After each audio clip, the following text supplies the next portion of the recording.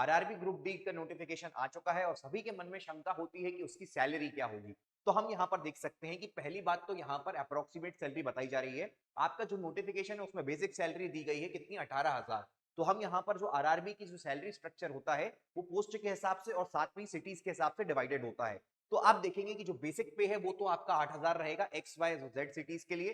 फिर आता है डेयरनेस अलाउंस, जिसको हम महंगाई भत्ता बोलते हैं, तो वो 50% रहता है, तो 9,000 9,000 9,000 यहाँ पर दिया जाएगा। उसके बाद में डिफरेंट डिफरेंट जो है वो आपके एचआरए दिए जाते हैं, हाउस रेंट अलाउंस दिया जाता है। तो आप देख सकते हैं कहीं 24% दिया जाएगा, कभी 16%, तो कहीं 8%। ये जो होता है वो आपका सेवेंथ पे कमीशन के हिसाब से होता है। उसके बाद में अगर हम देख रहे हैं तो जो ट्रांसपोर्ट अलाउंसेस है वो आपको यहाँ पर दिया गया है कितना, 2,025 रुपए, सभी को 2,025 दिया गया है। और जेड क्लास सिटीज में 1,350 रुपए वो जो है उसका हाउस आप देख सकते हैं ट्रांसपोर्ट अलाउंस दिया गया है।